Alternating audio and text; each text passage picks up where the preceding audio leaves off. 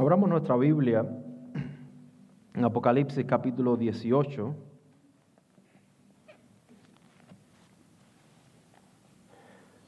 Si puede volverse a poner en pie, por favor, para reverenciar la palabra de nuestro Dios.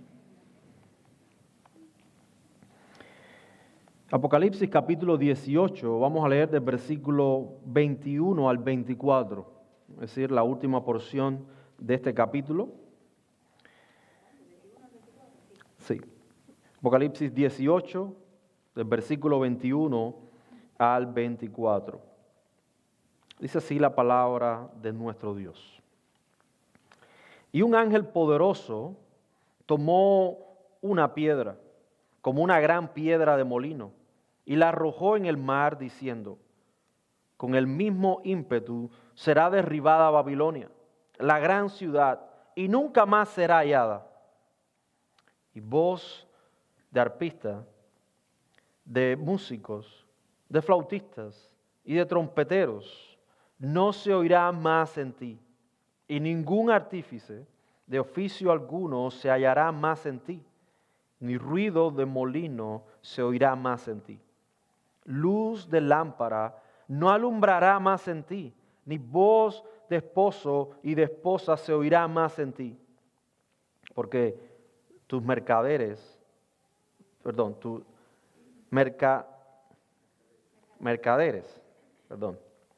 eran los grandes de la tierra, pues por tus hechicerías fueron engañadas todas las naciones, y en ella se halló la sangre de los profetas y de los santos y de todos los que han sido muertos en la tierra. Esta es la palabra de Dios. Gracias, Señor. Pueden sentarse, hermanos. Que Dios bendiga su palabra en medio nuestro en esta mañana. El propósito en esta mañana es hablar acerca de todo el capítulo. La semana pasada culminábamos el capítulo 17, ¿verdad? Entonces, los capítulos que ya nos van quedando del final ya de Apocalipsis son capítulos que, con excepción de alguna porción en el capítulo 19, que necesitamos tocar y enfatizar y profundizar un poquito, y el principio del capítulo 20, son capítulos que vamos a abarcar bastante, son cosas que vamos ya a ver de una manera más amplia, porque el tema ya es un tema que se viene diciendo de mucho atrás, y que evidentemente tenemos que recordarlo, pero ya el énfasis no es el mismo, porque ya nosotros lo hemos hablado, hemos establecido conceptos, ya hemos visto, por ejemplo, cuando hablamos de Babilonia, qué es lo que representa, qué es lo que significa Babilonia, la gran ramera, la gran ciudad, todos apuntan a los mismos conceptos, a las mismas cosas. Y es precisamente ese sistema mundano que reina, que rige, que gobierna a este mundo, que somete a los moradores de la tierra. Y esto es un término también que se menciona para describir y hacer distinción de aquellos que son los santos. Es decir, los moradores de la tierra son aquellos que no son salvos, aquellos que no son creyentes, ¿verdad? Estos son conceptos que hemos hablado, que ya hemos establecido, que lo hemos visto a través de este libro, pero son cosas que están y que cada vez que la vamos a leer va a refrescarnos la mente, pero ya son cosas que hemos conversado y no vamos a profundizar. Pero en esta mañana vamos a ver por eso todo el capítulo 18 de una manera como un recuento. No lo vamos a ver en profundidad, sino que ya solamente al leerlo vamos a darnos cuenta de qué es lo que se está hablando, para entonces después poder aplicarlo a nuestra vida. Y este capítulo se nos da bien para que podamos hacer esta dinámica un poco distinta a la que ya hemos venido teniendo a los capítulos previos. El título para este sermón es el gozo por la justicia de Dios. El gozo por la justicia de Dios. Si usted está tomando nota o quiere tomar nota, pues este es el título del sermón. El gozo por la justicia de Dios. El apóstol Juan en el capítulo 18, versículo 1, nos dice: después de esto vi a otro ángel descender del cielo con gran poder, y la tierra fue alumbrada con su gloria.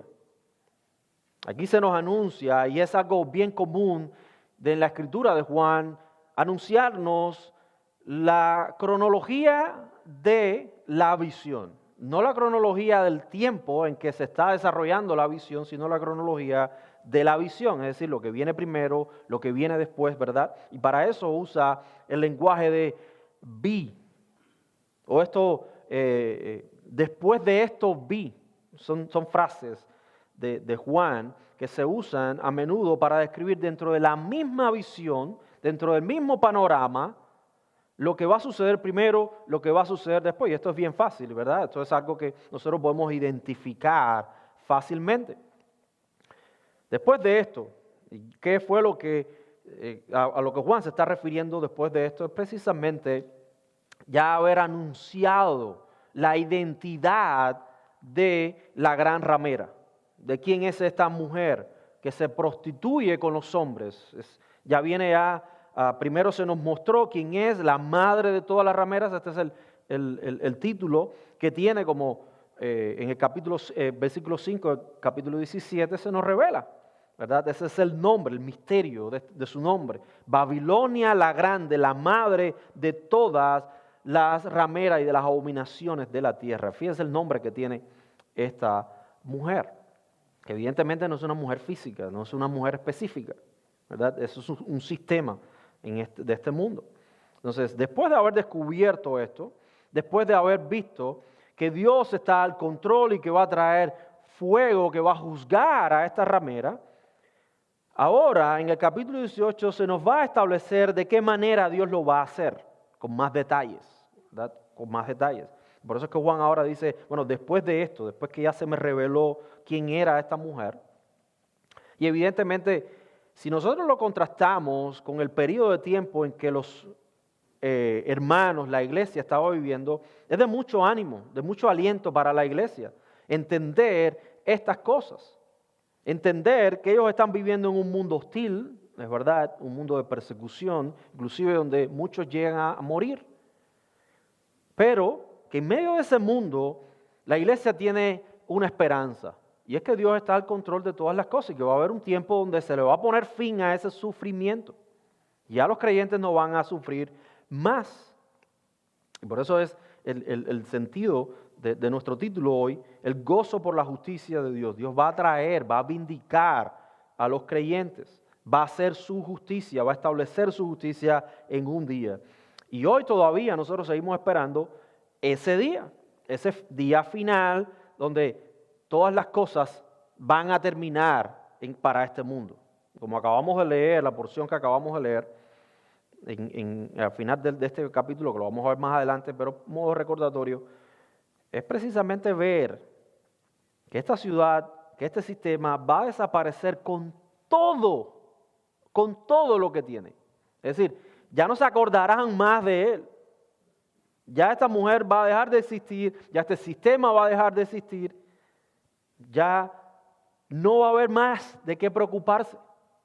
Oh sí, es un sistema que es hostil, un sistema que, como dice el versículo 24 del capítulo 18, ahí se hallan, ¿qué cosa? La sangre de todos los santos. Es decir, en ese sistema se ha dado muerte, se ha perseguido, se ha querido destruir la iglesia, pero no ha podido, no se ha podido, ¿verdad? Porque Dios es quien controla todas las cosas. Bueno, ya Juan está viendo eso y ahora Juan nos presenta a este ángel, un ángel que desciende del cielo con gran poder. Y notemos que esa palabra gran, cada vez que se usa para describir, ¿verdad? Por ejemplo, se nos habla de la gran ramera, se nos habla en este caso, del gran poder. Son palabras para distinguir, que no es un poder cualquiera, ¿verdad? Es un poder que tiene una fuerza, una demostración como nunca antes visto. Y esto es una de las cosas que Apocalipsis hace. Apocalipsis te viene hablando de ciertas cosas, pero cuando te señala, te distingue algo en particular, es porque eso en particular no se asemeja a nada visto anteriormente. Es decir, el poder que tiene este ángel es un poder precisamente no igual a otro desplegado, sino que es un gran poder, un poder distinto, un poder como más poderoso, por decirlo de alguna manera. Y es algo curioso porque ese poder va a ser desplegado de tal manera que toda la tierra va a poder apreciar ese poder. Y esto no es algo nuevo. Ya Juan nos lo ha anunciado anteriormente, sabiendo que el juicio que va a experimentar este mundo es un juicio conocido por el propio mundo. Es decir, de la manera en que se nos revela como terremotos, granizo, fuego, ¿verdad? Son cosas que para el mundo no es algo nuevo de cómo surgen, sino que el mundo sabe que ese juicio viene de Dios. Pero aún así, cierran su corazón, endurecen su corazón y no quieren reconocer ni rendirse ante Dios. Y por eso es que el mundo va a verlo, va a ver ese gran poder, pero aún así no les va a interesar. No les va a interesar porque su corazón es un corazón que está entenebrecido y es un corazón que hace guerra directamente contra Dios. Contra el Dios que es creador y es el sustentador, como vamos a ver en un momento, aún de estos que se rebelan contra Él. Entonces, en los versículos 2 al 3, aquí vemos el anuncio de la caída de la gran Babilonia. Dice, y clamó con voz potente este ángel, diciendo, ha caído la gran Babilonia. Y se ha hecho habitación de demonios y guarida de todos los espíritus inmundos y albergue de toda ave inmunda y aborrecible. Porque todas las naciones han bebido del vino del furor de su fornicación y los reyes de la tierra han fornicado con ella y los mercaderes de la tierra se han enriquecido de toda potencia de sus deleites. Qué interesante aquí la forma en que describe Juan esto. ¿Cómo es que se identifica el sistema con las personas? Pues muchas veces desconectamos una cosa de otra, ¿verdad? Desconectamos lo que es el pensamiento, el sistema establecido de precisamente las personas. Y nosotros hemos creado una dinámica o un eslogan muchas veces que decimos, Dios aborrece el pecado y ama al pecador, ¿verdad? Eso muchas veces lo decimos y muchas veces se repite constantemente. Porque una cosa es el pecado como sistema, el pecado que nos afecta, que nos hace, que cometemos, y otra cosa somos nosotros como individuos. Como si hubieran dos cosas, estas dos cosas pudieran separar, distinguir. Bueno, el hombre es compuesto de su ser más pecado. No, eso no es así. El hombre en este mundo, el hombre natural, el que nace en este mundo, es un pecado caminando. Es un pecado caminando. No hay tal cosa como que Dios va a hacer una distinción entre tu pecado y la persona. No hay tal cosa. Cuando Dios juzga el pecado, juzga a la persona. Porque ¿quién es que comete el pecado? Es la persona. Entonces no hay pecado si no hay quien lo cometa. Y entonces no hay esa distinción, no existe. Pero nosotros somos muy inteligentes muchas veces y nos creamos este tipo de filosofía, eslogan, para justificarnos muchas veces a nosotros mismos. Pero lo cierto es, hermano, que no hay esa distinción. Y Apocalipsis nos está conectando no solamente lo que pensamos, sino el individuo que piensa. Es decir, este mundo, ese sistema, no, la culpa la tiene el diablo. La culpa son de los demonios. La culpa es de Satanás, que es quien me lleva a mí, me engaña para yo poder pecar. Pero yo no soy culpable, yo he sido engañado, yo soy inocente. No. Nosotros somos pecadores por naturaleza y vamos a pecar. Y Satanás nos engaña.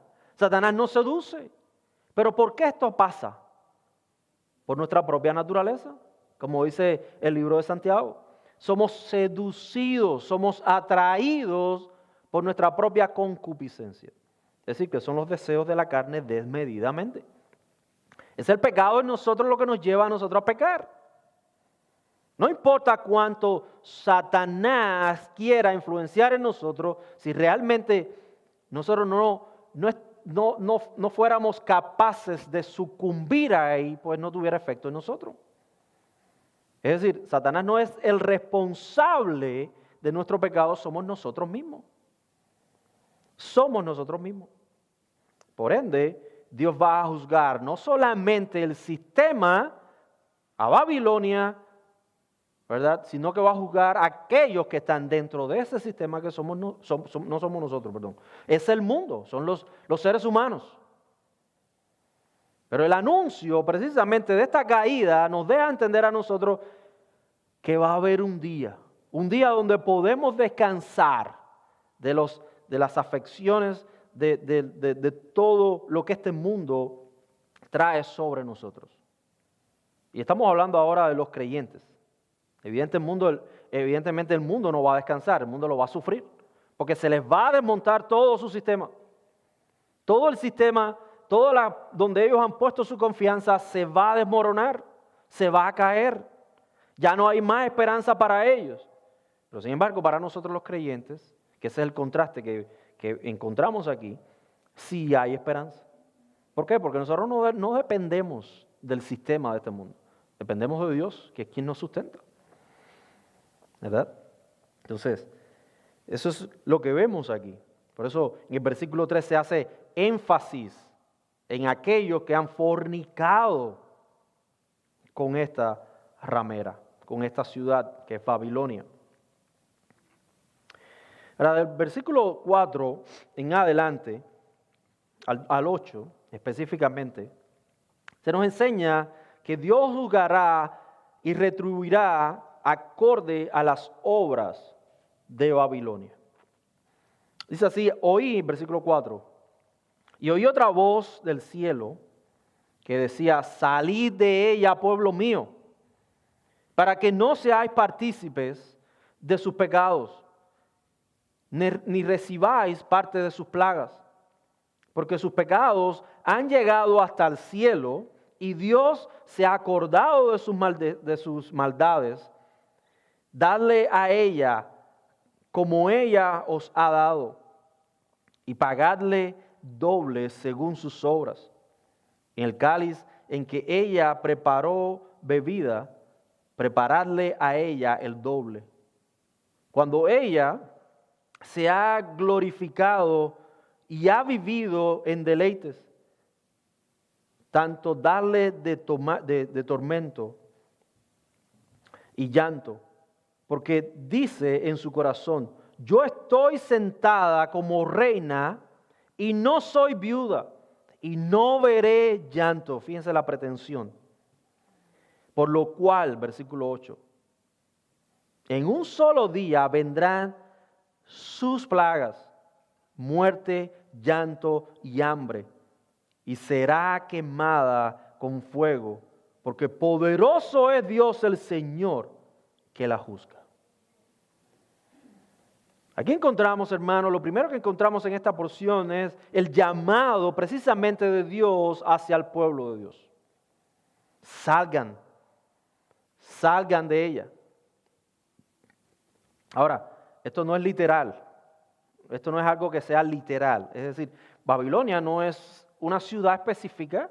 Por ejemplo, Babilonia, ¿dónde queda Babilonia? Bueno, allá en Europa, cualquier lugar específico, una ciudad de Alemania, no sé, una ciudad que se llama Babilonia, y salgan de ella, no es algo de tomar un avión y me voy a otro lugar.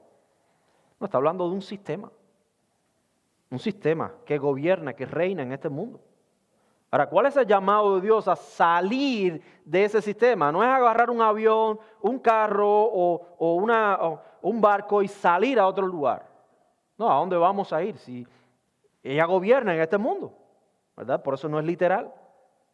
Pero ahora el llamado de Dios sí nos afecta a nosotros directamente. Porque tiene que ver precisamente con lo que el apóstol Pablo nos dice en Romanos capítulo 12.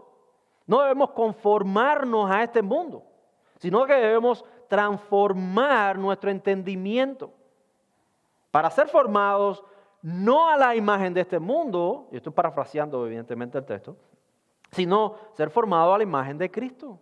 Y ese es el propósito. No hay nada que ver Cristo con este mundo, no tiene nada que ver. De hecho, Cristo en la cruz venció al mundo. Y por eso es que nosotros hoy somos alentados por medio de un mensaje así. Ya Cristo murió, resucitó, está reinando a la diestra del Padre y ahora nosotros tenemos la capacidad de poder ser conformados a su propia imagen. Entonces, por eso es ese llamado. El pueblo de Dios tiene un llamado específico, no a conformarse a este mundo. Ya hemos visto anteriormente qué significa no amar al mundo, ¿verdad? Y esto tiene una conexión acá. No debemos amar al mundo, no podemos poner nuestra confianza en este mundo porque el mundo pasará. Y vemos acá ese propio juicio de este mundo. Este sistema caerá y ya está anunciado. Babilonia ya no existe. Todavía existe para nosotros, ¿verdad? Pero en el plan de Dios, Babilonia es nada. Es nada. Y ya ha sido juzgada. Entonces nosotros debemos confiar en el Señor y no confiar precisamente en el sistema de este mundo. Debemos desconfiar de este mundo, no poner nuestra confianza en el mundo.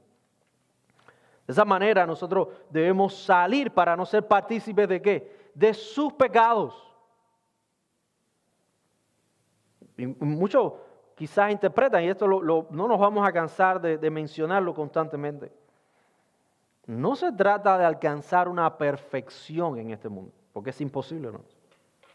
Cuando se nos habla la Escritura de no participar de sus pecados, no significa que, bueno, y entonces si yo continúo pecando, ¿qué me pasa? Bueno, es que evidentemente vamos a continuar pecando, porque todavía hay algo en la vida del creyente que no se ha consumado, y es la glorificación. Y hasta que nosotros no seamos glorificados, todavía habitamos en un mundo y todavía habitamos en esta carne que produce pecado. Que se controla, que no somos dominados por el pecado, sí. Pero que vamos a pecar, sí. Vamos a continuar pecando. Ahora, esto no lo podemos tomar como una justificación. Precisamente porque el valor que tiene Cristo para los creyentes es superior, ¿verdad?, que el placer que nos puede dar el pecado. Es superior. Es superior. El pecado nos trae un placer momentáneo, pero después el sabor del pecado es amargo. Es amargo. Entonces Cristo, cuando uno prueba a Cristo, en un sentido metafóricamente hablando, nunca va a ser amargo. Va a ser dulce como la miel. ¿Verdad? Eso cuando Sansón mata a aquel león, ¿verdad? Y lo deja en el camino y sigue de largo, y cuando regresa del león surge, ¿qué cosa? Un panal de miel. Eso es una tipología acá, precisamente de la dulzura de nuestro Salvador. Y eso es algo que nosotros debemos entender. Cuando uno prueba a Cristo, uno prueba ese dulzor. No hay amargor, no hay nada que nos aleje y rechace de Cristo. No, al contrario, es algo que queremos más y más y más por el valor que tiene nuestro Señor. Entonces, debemos atender a ese llamado precisamente sabiendo que sí, vamos a continuar pecando, pero debemos entender que Cristo es superior a este mundo. Es superior a este mundo. Continúa el texto hablándonos acerca precisamente de esa retribución, de ese juicio que Dios va a establecer. va a establecer acá. Y lo establece precisamente para darnos a nosotros a entender, hermanos, que este mundo es un mundo banal, un mundo que no tiene peso, un mundo que no va a perdurar. ¿Y por qué razón este mundo no perdura? Bueno, la razón es precisamente porque es Dios quien sustenta al mundo, ¿verdad? Y lo que hace el mundo precisamente es darle la espalda a Dios, querer ignorar que es Dios mismo quien lo sustenta. Fíjense cuán perverso es el pecado del hombre. Dios es quien me sustenta, pero ahora yo quiero negar esa realidad. Dios, no me interesa que tú me sustentes, yo quiero sustentarme por mí mismo. ¿Y cuál es el resultado de esto?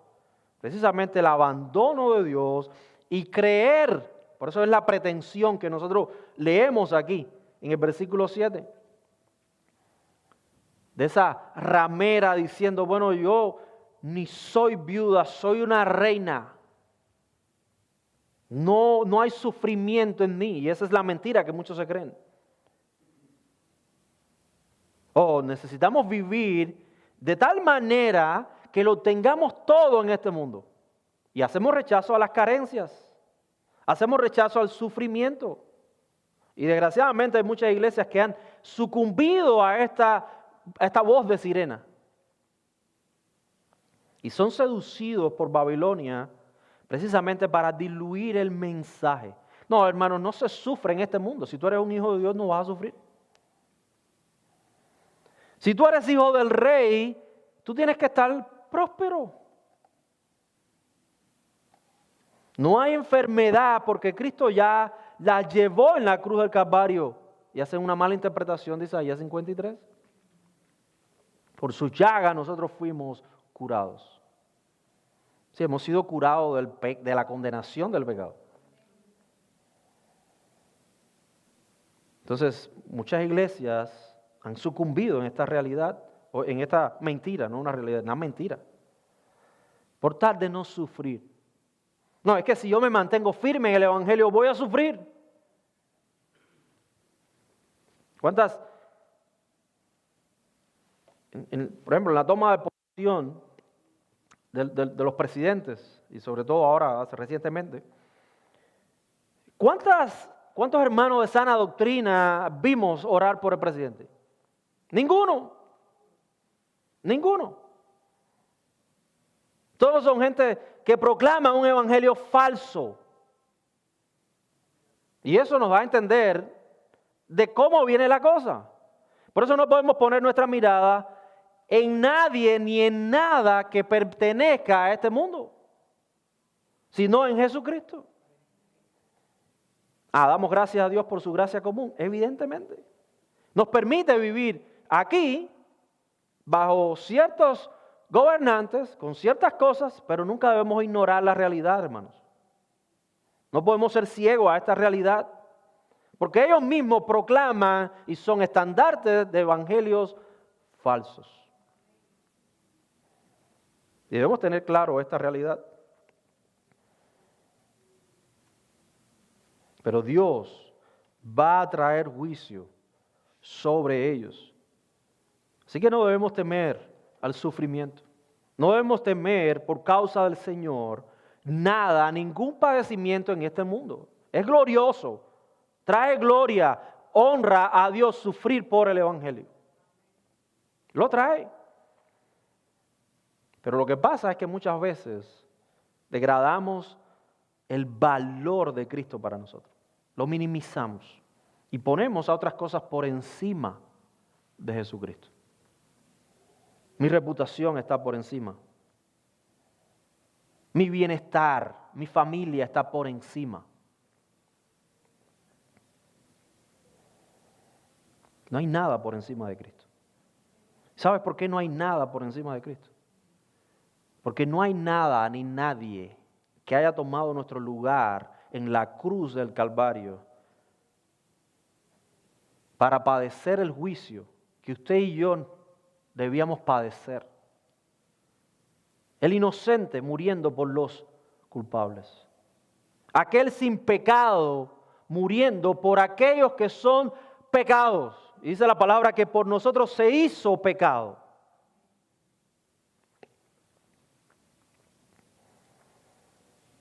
Por eso, hermano, no hay nadie mayor que Jesucristo. Cuando nosotros somos tentados a poner algo por encima de Jesucristo, tenemos que tener mucho cuidado. Mucho cuidado. Porque en realidad no hay nada que sea digno de tener ese lugar. Y estamos pecando contra Dios. A Dios en su misericordia nos recuerda y como hijo amado Él nos trata, ¿verdad? Y nos dice, mira, pero estás equivocado. Y nos vuelve a traer de nuevo el pensamiento, oh, Cristo es todo para mí. Pero este mundo no lo entiende así. Este mundo se cree poderoso, se cree que puede vivir conforme a sus propios deseos, ignorando que Dios es quien sustenta aún todo lo que hacen.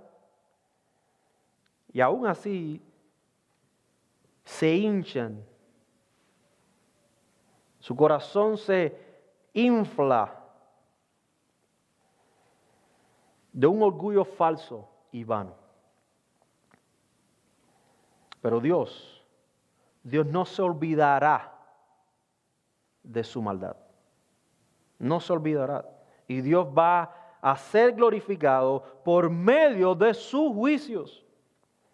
Y toda la creación va a poder apreciar la justicia de Dios.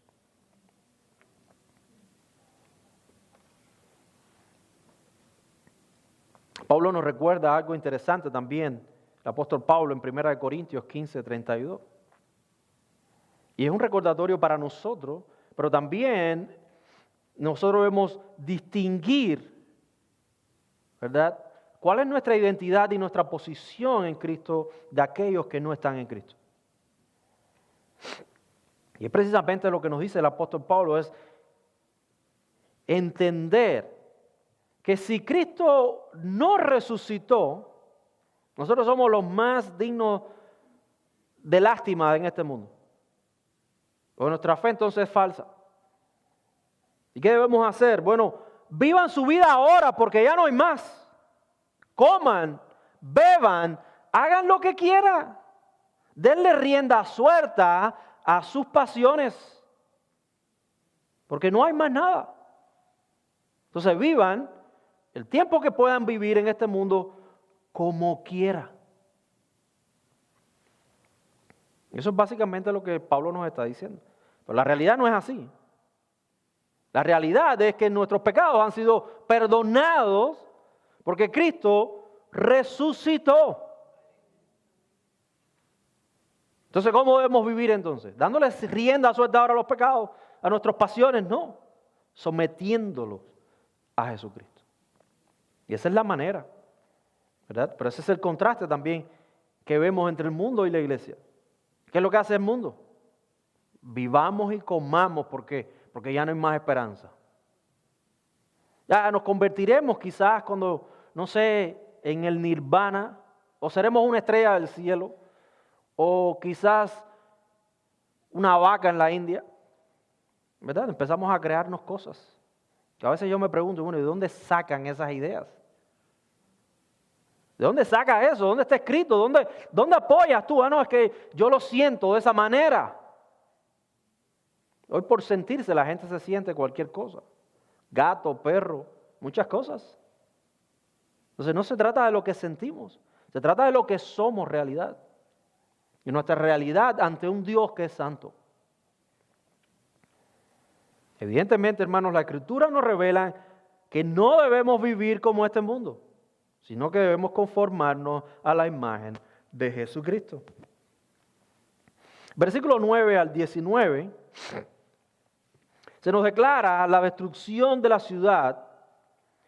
Y esta destrucción de esta ciudad representa para el mundo la destrucción de su fuente, de su sustento.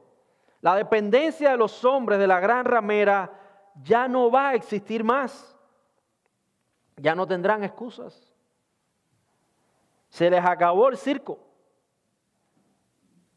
Ya se acabó todo. Ahora, esto es su esperanza en esta vida y eso es triste. Eso es triste.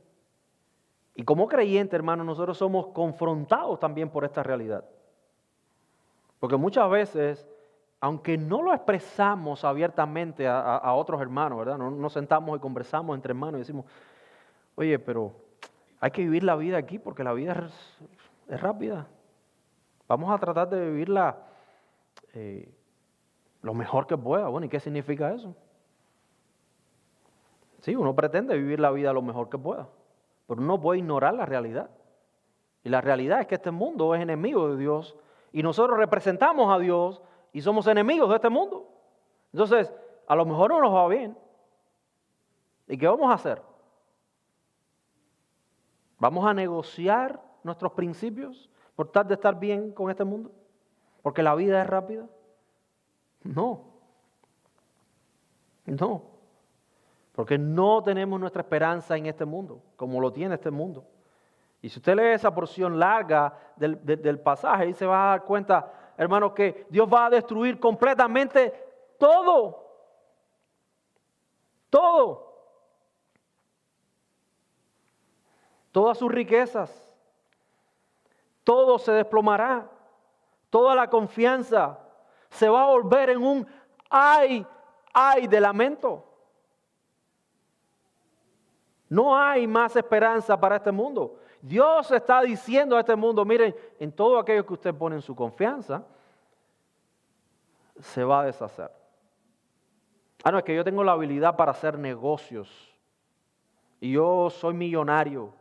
Y mira cuántos edificios hemos creado. Y si usted sale al strip de aquí de Las Vegas, usted se puede quedar inclusive hasta perplejo de la tecnología que hay, de muchas cosas. Y aquí se hace una convención cada año de tecnología a principio de año.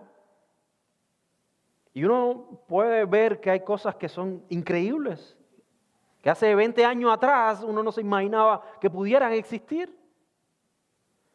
Pero aún así, con toda esa gloria que pretende tener Babilonia, va a ser destruida porque esas cosas no les alcanzan para nada. Y una de las cosas que uno ve y tú dices, bueno, sí podemos disfrutar de esto, pero estas cosas no pueden cautivar nuestro corazón. No pueden amarrar nuestro corazón. No nos podemos aferrar a esto. Mañana viene un terremoto y se acabó la ciudad de Las Vegas. ¿Y qué vamos a hacer? ¿Se nos acabó la vida a nosotros? Al mundo se le cae la vida. Mira cuántos millonarios sufrieron pérdidas, ¿verdad? Ahí en el incendio en California hace un tiempo atrás. Pero, ¿qué perdemos de este mundo? ¿Qué se nos puede quitar? ¿Qué se nos puede arrebatar a nosotros de este mundo? Si nuestra confianza está en Cristo, no hay nada que te puedan quitar. Te podrán quitar tu ropa, te podrán quitar tu casa, te podrán quitar todas las cosas. Pero hay una sola cosa que no te pueden quitar. Y es tu salvación, es a Cristo. Y eso debe ser suficiente. Y este pasaje no tiene la intención solamente de anunciar el juicio que va a venir, oh Dios, sino hacernos a nosotros reflexionar también en estas cosas. ¿Qué es lo que más tiene valor para nosotros? Si Dios está diciendo, toda la gloria de este mundo va a ser quitada, ¿qué va a quedar? ¿Qué queda? Los hombres van a mirar el humo de lejos de esta ciudad incendiada. ¿Y qué van a hacer? Lo triste es que estos hombres no van a correr a Cristo. No van a reconocer su pecado. Sin embargo, van a ser juzgados por su pecado. Porque no se rinden ante Dios. No se rinden ante aquel que es su sustentador. Quieren ignorar que toda la capacidad que tienen para construir las ciudades que hoy tenemos, para volar en avión, para una de las cosas que estaba viendo hace hace poco que uno a veces crece en cierta generación donde ya hay cosas que están inventadas, ¿verdad? Hay cosas que están hechas. Y uno nunca se pregunta, ¿cómo es que esto funciona? ¿O cómo es que esto se llegó a hacer? ¿Verdad? Y una de las cosas que a mí siempre me ha llamado la atención, uno primero es la imprenta o la impresora. Eso es algo que es bastante curioso, cómo funciona, cómo se hace. Para algunos quizás sea fácil, pero para mí es un poco, no sé, me asombro a la hora de cómo el hombre pudo crear una impresora, ¿verdad? Y lo otro son los cassettes, ¿verdad? Los cassettes que usábamos para música. A lo mejor muchos aquí no, bueno, aquí hay gente un poquito ya mayor, ¿verdad? Pero los más jóvenes quizás no saben cómo funciona. Pero y no saben el trabajo que uno pasaba después para grabarlo en la radio, una canción. Uno tenía que ponerse ahí, esperar la mejor señal y grabarla en el momento específico, esperar. ¿Y todo esto cómo funciona? ¿Verdad? No. Simplemente ya tenemos el cassette, lo ponemos, hacemos lo que vamos a hacer y punto. Pero, hermano, una cinta cromática, una cinta que tiene hierro, metal ahí, que se va uniendo a la hora y dice, ¿cómo es que esto puede reproducir con tanta calidad un sonido? Para nosotros es algo, no sabemos, ¿verdad? Quien lo inventó sabe, pero para uno es algo curioso. ¿Quién da la sabiduría para esto, hermanos? Es Dios. Es Dios. Es Dios detrás de todas estas cosas, del talento de los hombres, es Dios. Y aún así el hombre no quiere reconocer que Él es Dios y se aferra a vivir en este mundo pensando que su capacidad es superior a todas las cosas. Bueno, todas esas cosas se van a desmontar y todas estas cosas van a quedar como nada.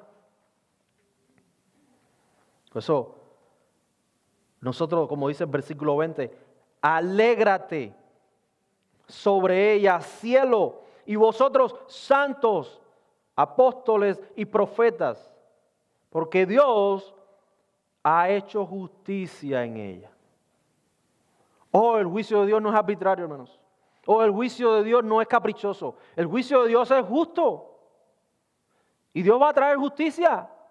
Y lo va a hacer de tal manera que todos veamos y vamos a glorificar a Dios. Y no solamente glorificar a Dios por su juicio, por su justicia, sino que nos vamos a alegrar.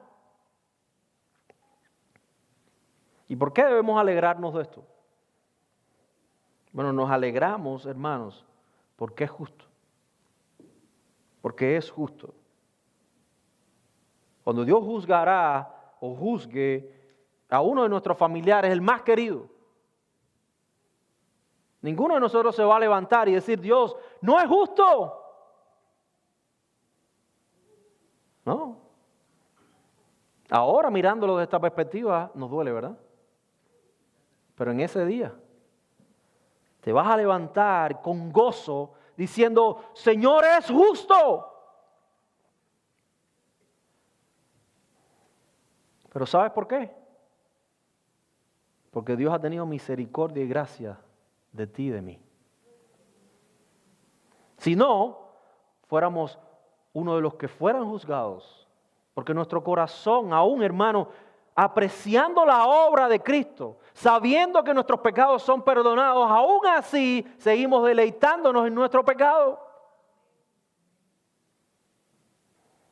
Eso nos lleva a llamar la atención de cuán perversos somos, pero de cuán grande es la gracia de Dios para darnos ahora un estatus de hijo de Dios, donde todo lo que tiene Cristo es nuestro. Fíjense, eso no es algo maravilloso, hermanos. Pero ¿saben por qué podemos apreciar eso?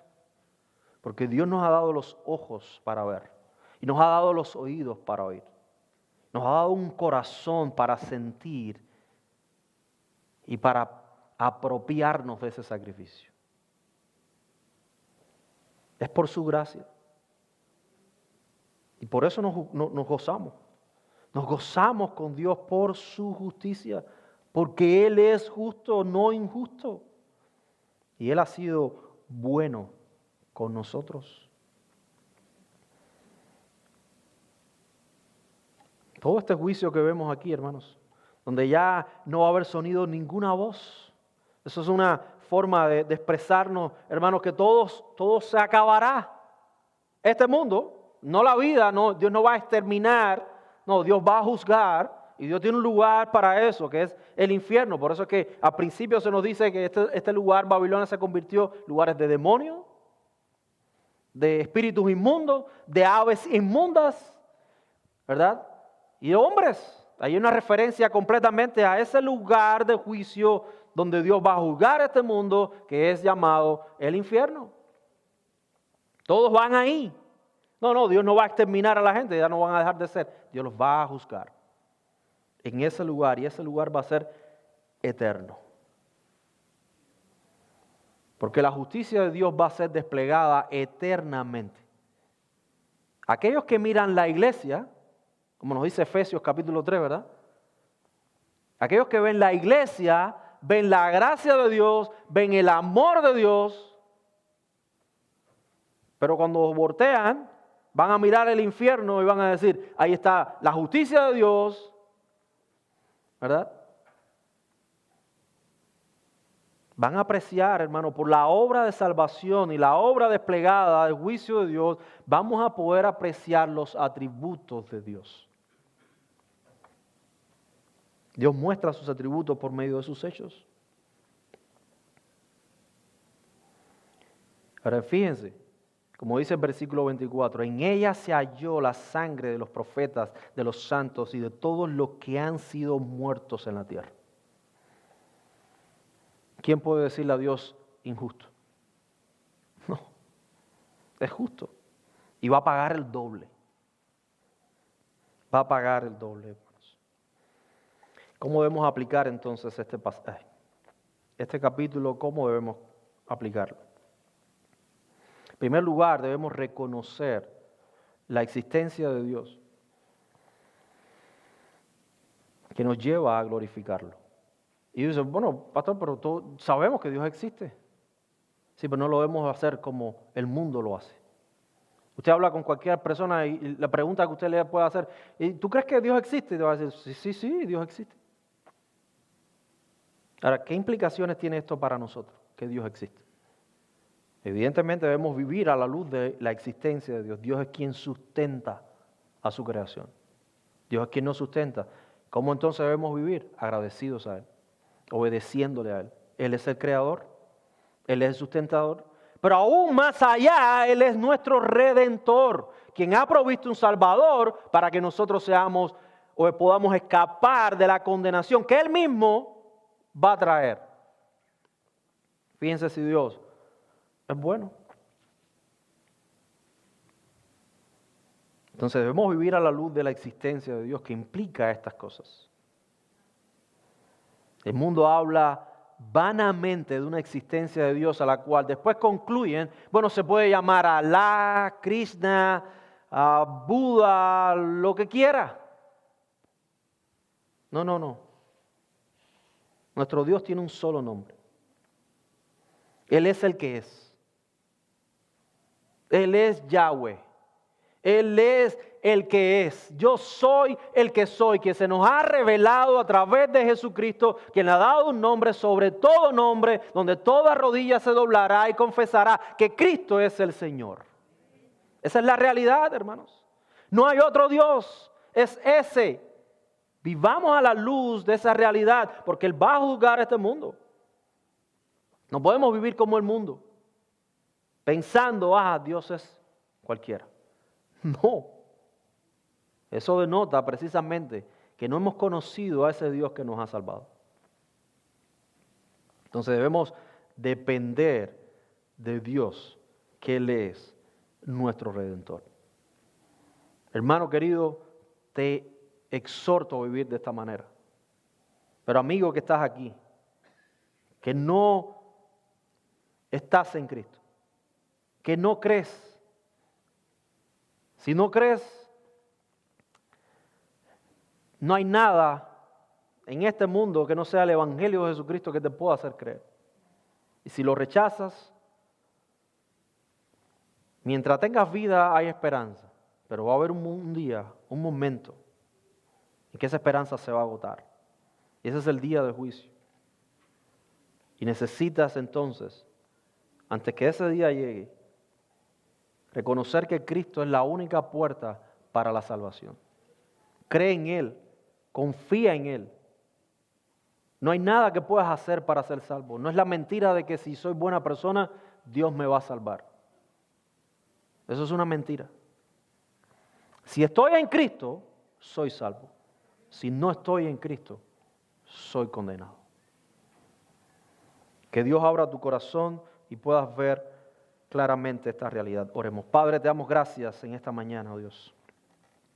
Gracias, Señor, por tu palabra, por la bendición que tenemos de estar reunidos aquí, Señor, alabándote en nuestro idioma, sabiendo, Señor, que nuestra esperanza es Jesucristo y nuestra confianza es Él, tanto en la vida como en la muerte. Ayúdanos, Señor, a vivir conforme a esta realidad y que esta palabra sea de ánimo para nosotros.